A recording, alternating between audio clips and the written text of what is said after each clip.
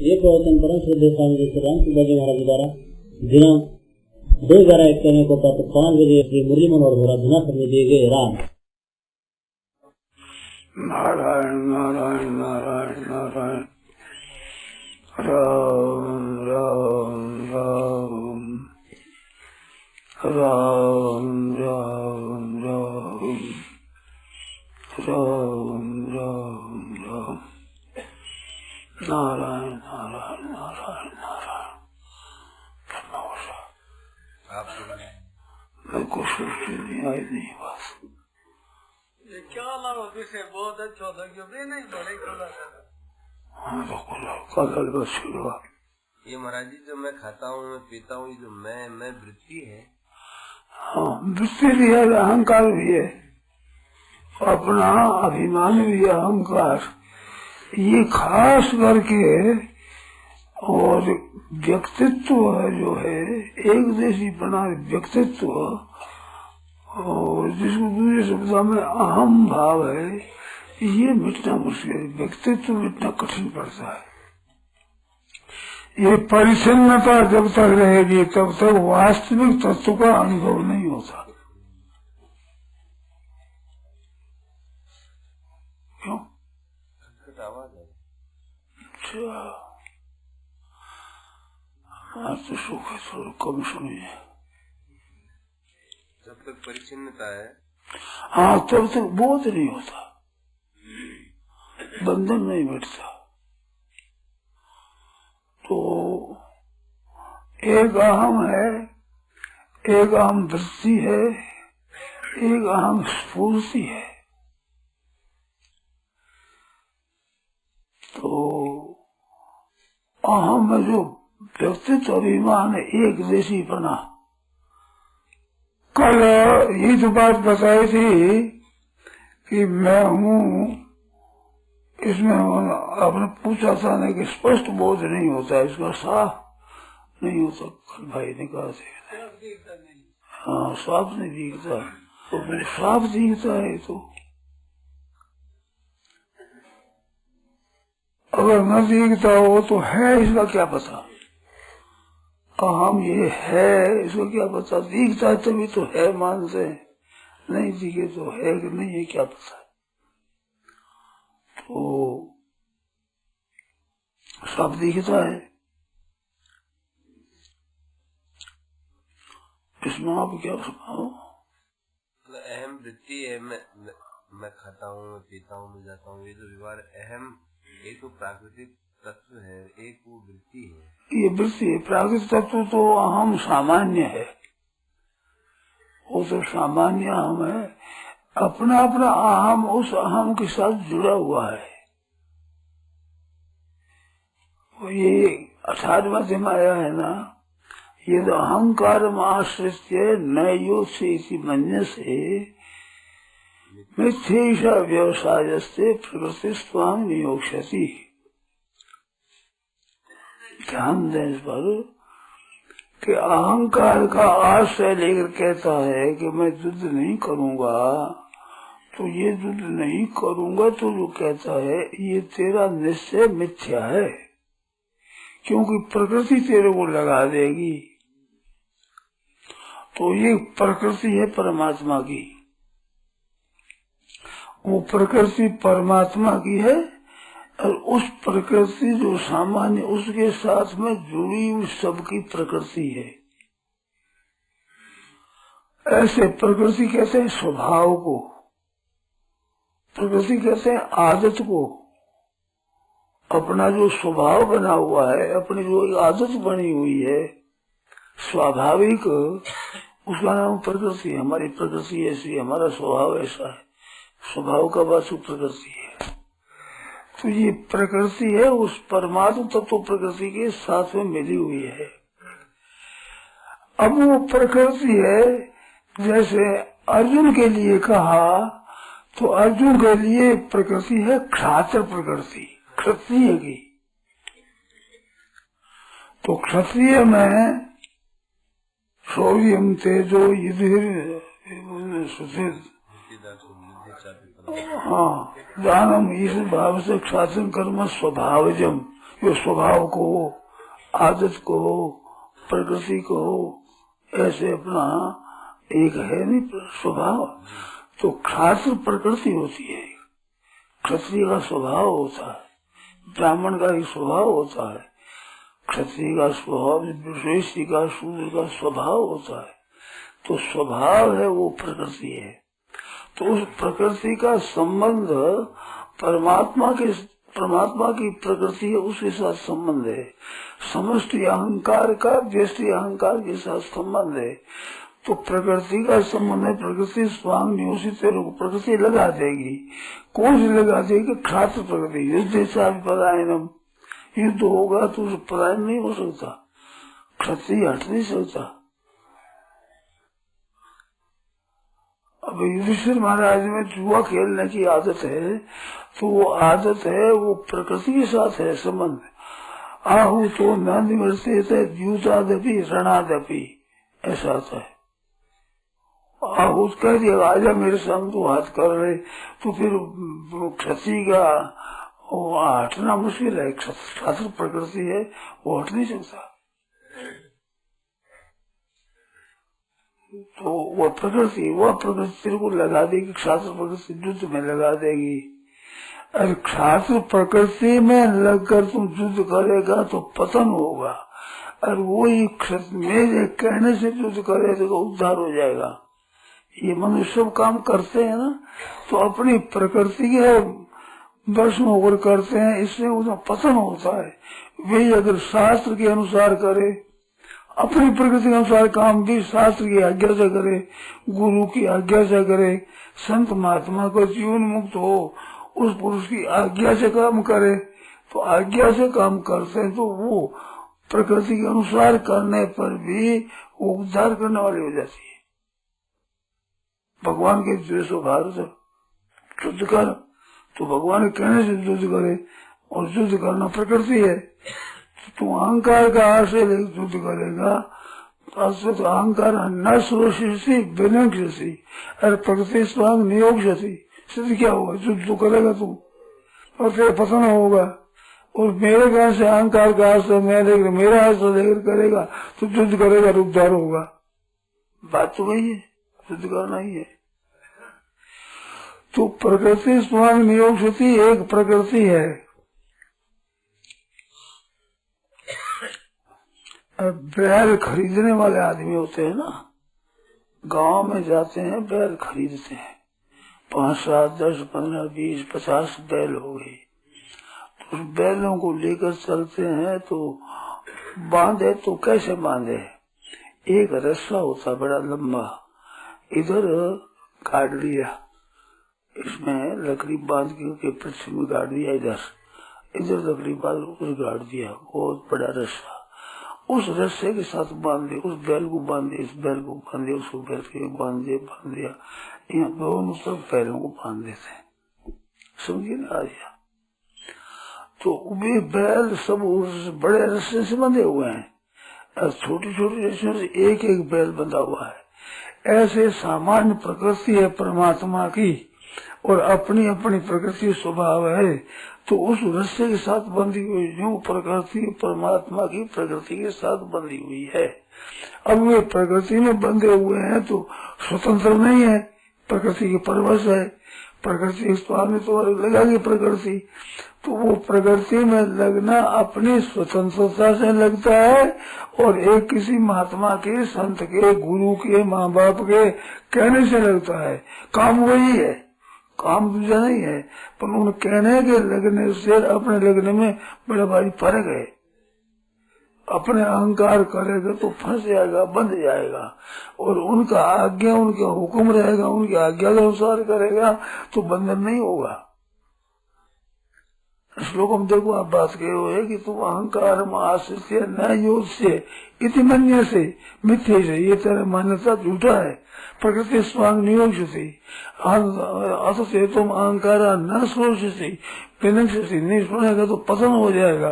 तो प्रकृति लगा देगी तो युद्ध कराएगी, युद्ध तेरे करना पड़ेगा, और मेरी बात नहीं सुनेगा तेरे पतन हो जाएगा। और वही युद्ध मैं कहूँ तो मेरे गाना करेगा तो उद्धार हो जाए। माँ में एकम शरणम रज अहम तो सर्व पापे भी मोक्ष, सब पापों से मैं मुक्त करूंगा। वहाँ मुक्त कौन करेगा? प्रकृति के प्रसूर करेगा। तो कार्य करते हैं वही कार्य करते हैं, वो कार्य आज्ञा से करे तो उसमें बड़ा फर्क है। मैं कहूँ भोजन करते हो आप, और वही भोजन संत महात्मा ने कह दिया कि रोटी खा ले और भोजन कर ले, और कहते जो आज्ञा मैं करता हूँ वो भोजन करना और अपने मर्जी से भोजन करना, दोनों भोजन करने में फर्क है। चीज तो वही है, परंतु उनकी साथ में आज्ञा मिल गई है, वो आज्ञा की जिम्मेवारी आज्ञा देने वाले के ऊपर आ गई है। वह ऊपर आ जाए जैसे वह वे सोच करेंगे और उतनी जिम्मेवारी आपकी हट गई है, तो वो हट जाएगी अर्जुन की, तो कल्याण हो जाएगा। भगवान कहते हैं मेरा नहीं मानेगा तो तेरी प्रकृति का जो तू करेगा तेरे पतन होगा। तो वो स्वभाव है, उस स्वभाव में खास अहम है, मैंपन है। वो मैंपन के वशीभूत करे तो मैंपन अपने से अलग है। मैंपन ऐसा किसी की समझ में नहीं आता। कल पर बात कही तो कही मैंपन है, उसको तुम इदनता से देखो। क्यों भगवान ने कहा है भूमिला कुल अहंकार इति इयम में भिन्ना प्रकृति अपरा इयम, इदनता से कहा है। तो मैंपन है वो दृश्य, जैसे ये दृश्य है ऐसे मैंपन भी दृश्य है। ये प्रतीति है और उसका भान है, उसका अनुभव होता है मैंपन का। तो मैंपन का अनुभव होता है कि दिखता नहीं, तो मैं कहता हूँ दिखता है। आप होगा मैं हूँ, ऐसा हर एक आदमी का मैंपन दिखता है कि नहीं। जैसे मैंने दृष्टांत दिया कल कि जैसे आकाश में तारा अलग अलग है, ऐसे सब आदमी इनकार पशु पक्षियों का मैंपन है, वो अलग अलग है। ऐसा भान होता है कि नहीं? बताओ। सब अपने में मैंपना मानते हैं, अपने मैंपना मानते हैं। मैं तो कुत्ते ने कह दिया कुत्ता बैठ कुत्ता घूर रहा है कि मैं बैठा तू क्यों आया, तो ये मैंपन है कि नहीं? दिखता क्यों? स्पष्ट दिखता है। कोई संदेह है क्या इसमें? मैंपन दिखता है। तो ऐसे अपना मैंपन है, वो एक देश में दिखता है, एक देश में एक जगह ये मैं हूँ, यहाँ है। अब वहाँ मैं नहीं हूँ, मैं यहाँ पर हूँ। तो वो मैंपन अलग दिखता है, तो औरों का अलग अपना दिखता है। जैसे तारे दिखते अलग अलग, ऐसे एक तारा तुम भी हो। कई अहम है जिसमें एक अहम अपना भी है, वो भी अहम उसी जाति का ही है। जिस जाति के दूसरे अहम है यही है। ये प्रकृति का है, ये स्वरूप का नहीं है। भगवान का अपरा प्रकृति है, ये निकृष्ट प्रकृति है। और इससे अन्य प्रकृति है, वो मेरी प्रकृति है, अर्थात मेरा अंश है। जीव रूप से ममी अंशो जीव लोग, ये मेरा अंश नहीं, ये प्रकृति का अंश है। और मैं हूँ परमात्मा, उसका मेरा अंश है। वो अंश तो ईश्वर अंश जीव अविनाशी चेतन अमल सहज सुख राशि है। ऐसे ये प्रकृति का अंश है, वो अविनाशी नहीं है, वो चेतन नहीं है, अमल नहीं है, सुख राशि नहीं है, उल्टा है, जड़ है और दुख राशि है। वो सुख राशि दुख रूप है, दुखालय है वो। तो अविनाशी नहीं, विनाशी है और समल है और सहज दुख राशि है। चेतन अमल सहज सुख राशि, इससे उल्टा है वो प्रकृति का अंश है। वो अहम प्रकृति का अंश है और तू मेरा अंश है। तो मेरा अंश है, वो प्रकृति के अंश को इदनता से देकर त्याग कर दे। ये हुआ कर्ण निरपेक्ष साधन, विवेक प्रधान साधन। विवेक प्रधान क्या कि जड़ और चेतन का विवेक कर दिया, तो ये अहम जड़ है और इसका प्रकाशक तू स्वयं चेतन है।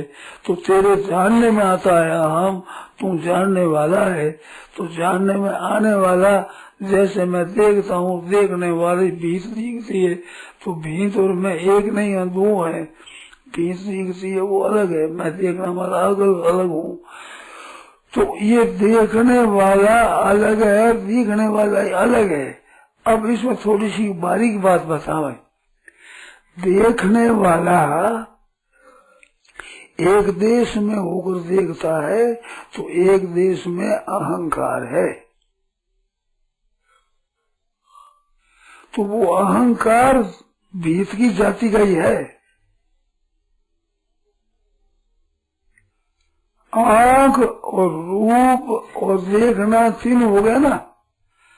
मैं देखने वाला, भीत देखने वाली, भीत का देखना, इसको कहते हैं त्रिपुटी। तो ये एक जाति की हुई, एक जाति की, तो वो दिखता है। अगर जाति नहीं हो तो नहीं दिखेगा। जैसे कान से नहीं देख सकते, आंख से सुन नहीं सकते, कान की जाति एक नहीं है, इनकी जाति एक है, इस वास्ते देखते हैं हम। तो देखने वाला वो आंख के साथ में अहम अभिमान करता है कि देखता हूँ, सुनता हूँ, बोलता हूँ। तो क्या सुनता हूँ तो कान में बैठ गया, देखता हूँ तो आंख में बैठ गया, खाता हूँ तो जबान में, रसना में बैठ गया।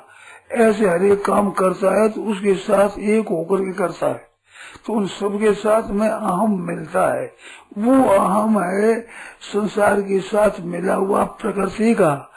और उनको जो प्रकाश करता है, जिस प्रकाश में भीत दिखती है और नेत्र दिखता है और देखना दिखता है, ये तीनों ही त्रिपुटी दिखती है, जिसमें वो प्रकाश आपका स्वरूप है। ये देखने वाला अहम आपका स्वरूप नहीं है। आए ख्याल में? तो ये जड़ है, तो ये भी दिखता है। तो देखने वाले से अपना स्वरूप अलग है, उसमें ये दिखता है, तो स्पष्ट नहीं दिखता। तो मैं कहा सबका अहम अहम अहम है। ऐसे ये भी एक अहम उसी जाति का है जो सबका है। कुत्ते में भी वही अहम है, हमारे में वही अहम है। ये अहम दिखने वाला है। अहम का जो जानने वाला है वो अहम से अलग है। अब ये विवेक करना है खास, अहम और अहम का ज्ञाता, अहम का जानने वाला। तो अहम का जानने वाला है वो तो है आपका स्वरूप, और अहम है जो प्रकृति का स्वरूप है, और वो आपका स्वरूप है वो परमात्मा के साथ एक है।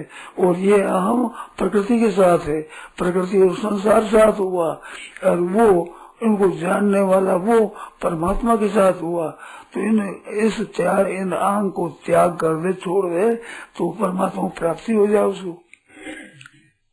तो ये अहम अलग है हमारे से, ये बोध होना आवश्यक है। और ये बिना विवेक के नहीं होगा, कर्म सापेक्ष होगा ही नहीं है। कर्ण के साथ होगा ही नहीं। कर्ण के साथ तो अहम रहेगा, बुद्धि रहेगी, मन रहेगा। ये करण है, मन बुद्धि चित्त अहंकार, ये करण है। इनके द्वारा अगर चलोगे तो इस अहंकार की और बुद्धि की आवश्यकता होगी। इसके बिना आप चल ही नहीं सकोगे। क्यों? कर्ण को साथ लेकर चलते हो, चिंतन करते हो, ध्यान करते हो, मनन करते हो, तो अहंग और बुद्धि को लेकर करते हो, तो इनका त्याग कैसे होगा? तो ये जड़ता बहुत दूर तक रहेगी। और जब विवेक प्रधान रहो, कर्म निरपेक्ष, तो जड़ता से अपने को अलग माने ये भी चिंतन आदि करना है, ये भी प्रकृति का कार्य है। ध्यान करना है, ये प्रकृति का कार्य है। समाधि लगाना ये भी एक प्रकृति का कार्य है। समाधि में उत्थान और समाधि दो होती है, परंतु समाधि को देखने वाले में दो नहीं होता है। उस समाधि करो, उत्थान वित्थान हो, दोनों एक समान प्रकाशित होते हैं। देखने में, न देखने में, सुनने में, न सुनने में, जानने में, न जानने में, वो उसका प्रकाश जो है वो है जो ही रहता है, उसमें विकार नहीं होता है, निर्विकार है। तो विकारी निर्विकार का जो विवेक है, ये विवेक प्रधान है, जो बहुत जल्दी तत्काल उन्नति करता है, एकदम प्रकाश करता है, एकदम परमात्मा तत्व की प्राप्ति हो जाती है इस जड़ के अलग हो जाने से। तो ये अलग है, आम ये वृत्तियां अलग है, कर्म अलग है, और करता है जो कर्तापन उसमें नहीं है, कर्तृत्व नहीं है तो कर्ण कहाँ होगा, ऐसा चेतन है। उसको अलग अपने अनुभव कर लो, अनुभव। तो ये अनुभव क्या होगा, चेतन का अनुभव नहीं होगा, अनुभव जड़ का होगा। जड़ है उसका अनुभव होगा, अनुभव होने से अनुभव जिससे करते हो वो अनुभविता है। जैसे आंख से सबको देखते हैं पर आंख से आंख नहीं दिखती। आपकी आंख मेरे को दिखती है तो आपकी आंख नहीं दिखती, आपका आंख के रहने वाला स्थान दिखता है। कई ऐसे सूरदास होते हैं आंख उनकी साफ, थोड़ा साफ दिखे पर तो दिखता नहीं है उनको। दूसरे देखे तो आंख हमारा दिखता है ऐसा, परंतु उसको दिखता नहीं है। तो देखने की शक्ति वो दिखती नहीं है। तो देखना किसने होता है, आंख को देख नहीं सकते, जिससे देखते हैं उसका नाम आंख है। ऐसा ही करना पड़ेगा, ये आंख है ऐसा नहीं कह सकते, ये आया नहीं ख्याल में, ये आंख है ऐसा आंख को नहीं देख सकते। जिसने देखते हैं वो आंख है। तो जिसने देखते हैं ऐसे अगर आंख को देखते हैं, आंख को इधम तक नहीं देख सकते। ऐसे ही ये सब कुछ जो जानते हो, 5 ज्ञान इंद्रियों से काम, 10 इंद्रियों, 5 कर्म इंद्रियों से काम जितने होते हैं, ये सब काम होते हैं एक अहम और एक बुद्धि वृत्ति से। पर बुद्धि वृत्ति भी कभी काम करती है, कभी नहीं करती है। बुद्धि को ठीक बुद्धि समझ गई, ये आज तो समझ में ठीक नहीं आया, कल का धुंधला दिखता है और साफ दिखता है और नहीं दिखता है। ये सबका सब प्रकाशित होता है स्वरूप से, वो है आपका स्वरूप। इसमें दिखता न दिखता, मंद दिखता ऐसा है, परंतु उसमें तो वो है ज्यों का त्यों है। मानो साफ दिखने को भी, मंद दिखने को भी और न दिखने को भी प्रकाशित करता है, तभी तो इनका भेद आपकी समझ में आता है। साफ दिखता है, कम दिखता है, नहीं दिखता है, ये भेद भी तो कोई देखने वाला है, किसी प्रकाश में दिखता है ना। वो प्रकाश, उसमें प्रकाश में फर्क नहीं पड़ता है, वो निर्विकार प्रकाश है। वो निर्विकार प्रकाश जिसमें ये ज्ञान भी ज्ञेय हो जाता है, तो ये त्रिपुटी भी ज्ञेय हो जाती है। तो ये अहंकार रहित वो स्वरूप है, वो आपका स्वरूप है खास। अब इसमें कोई शंका हो तो बोलो। ये जो इंद्रियों से तद्रूप होकर विषयों को ग्रहण करता है, हाँ, तो वो अहम करता है या अहम का प्रकाशित करता है? दोनों मिल जाते हैं, आम के साथ प्रकाशक मिल जाता है। वो प्रकाशक मिलता है, हाँ, और तद्रूप होता है अहम। हाँ, तद्रूप मैं नहीं, प्रकाश खुद प्रकाश अहम के तद्रूप हो जाता है। अहम और प्रकाश है, इन दोनों में भेद मालूम नहीं देता, एक हो जाते हैं। लोहा तपा हुआ लोहा हो जैसे तादाद में। जो सुनने की इच्छा करता था वही देखने की करता है, वही देखने करता है, वही सूंघने की करता है, हाँ, वही रचना की करता है। उसमें तो अहम है, परंतु इसका खास वो स्वयं कब होता है कि सुखी दुखी होता है। सुखी दुखी होता है वो चेतन है।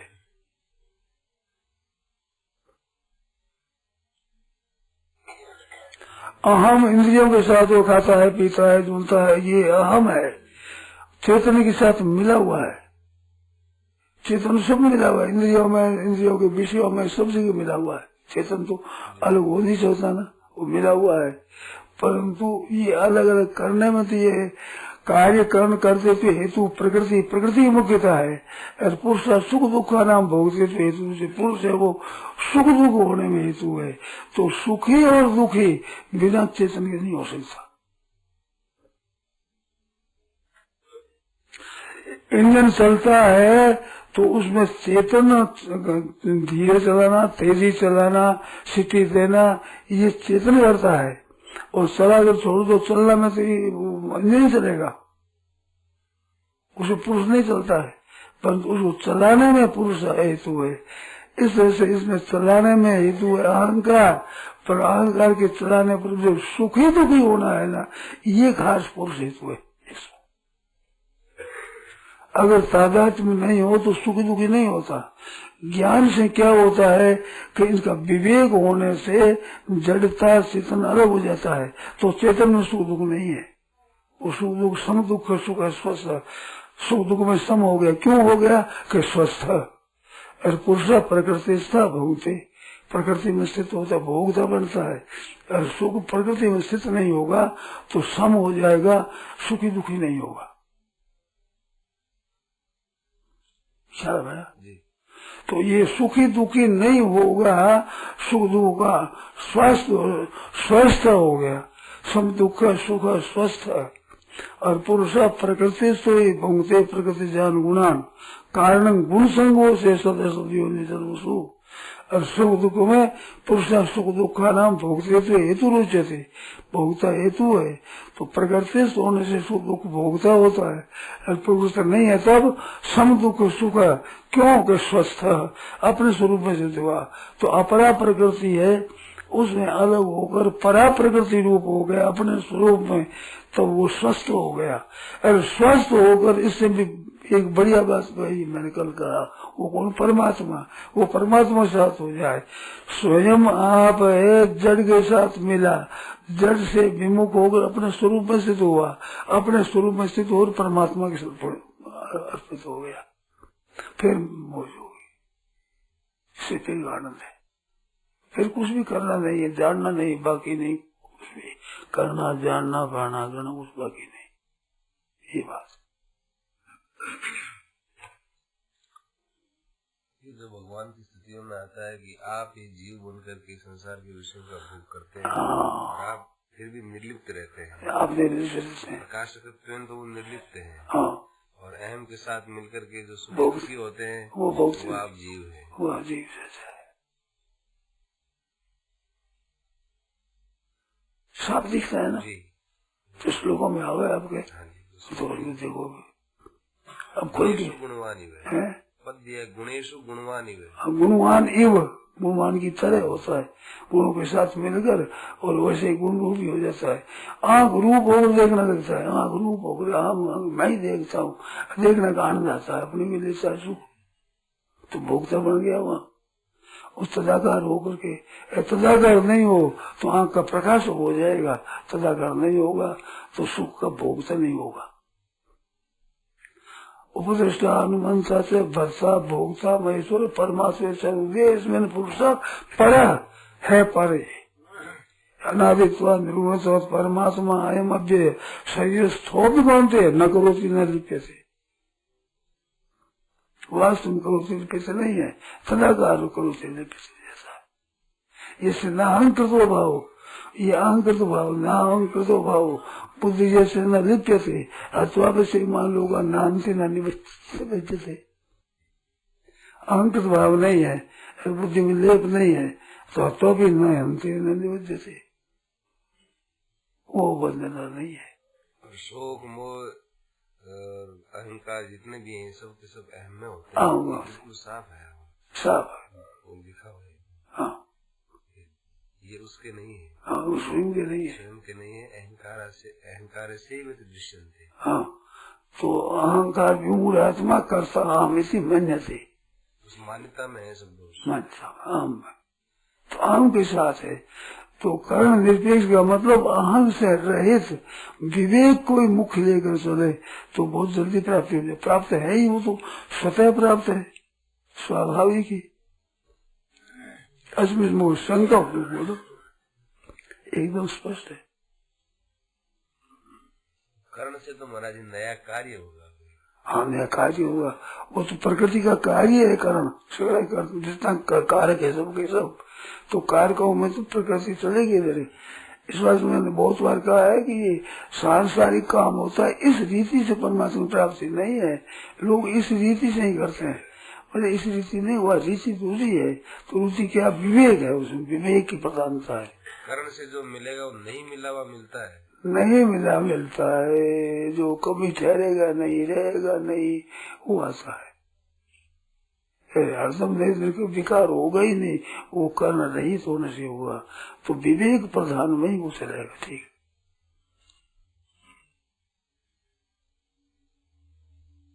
इसमें कोई पूछना हो तो पूछो।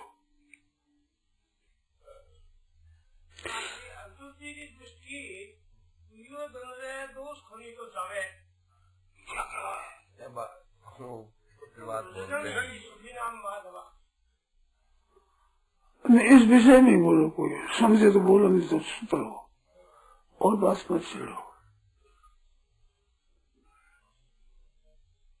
परा प्रकृति तो जीव का अपना स्वरूप है। हाँ,